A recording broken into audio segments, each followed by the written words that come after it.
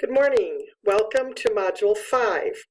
We are going to be talking this week about early childhood terms and learning the differences between licensing, the standards, competencies.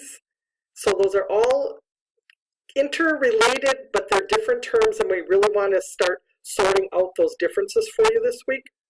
So some of your objectives will be to locate and review the early childhood policies and procedures at your particular externship site. Also to locate and review the licensing guidelines for your state and for your setting, because different types of settings, even within a state, may have different guidelines. And then to get you familiarized with early childhood standards that are in your state as well. Finally, then you'll be asked, and that's why you're in externship, is that you'll be implementing in your daily practice, in your externship, these policies and procedures and standards. So how will you get started? First, read your textbook chapter 2.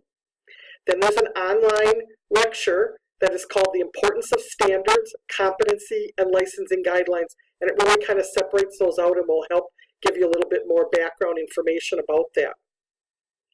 In the discussion this week, you'll be talking about the licensing and competencies in your state. So make sure you check out my Joyce's Tips for Success first, that post, because it gives you some background on how to locate the core competencies for your state. And then finally, in the written assignment, we're doing the second phase now of the lesson plan template. In week 4, you wrote the objectives and connected those with the learning domains. And now for week 5, you will be doing the lesson plan part 2, which is called the materials and preparation. So there's 4 different columns, and make sure that you're putting something and filling out every single column. The 4th column sometimes trips students up a little.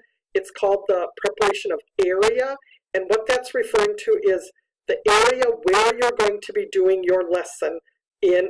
And remember, we don't do the lesson until Module 9, but think about thinking ahead when you're going to do this lesson. Is it going to be at a table in a classroom? So does the table need to be clear and free and not being used for something else? Are you going to be using a different area of the room, and is there anything else that has to be moved away or made sure that there's a nice big space? Or are you going to be doing something outside, and do you need to make sure that the playground is free and there's nothing going to be obstacles in the way? So that's what it's talking about, the area. What would you need to do to prepare ahead of time to make sure that that area is ready when you start your lesson? And then remember that you're going to be copying and pasting this portion of your template from week 5 to the bottom of your Module 4 template, because you're building a piece onto that template every week.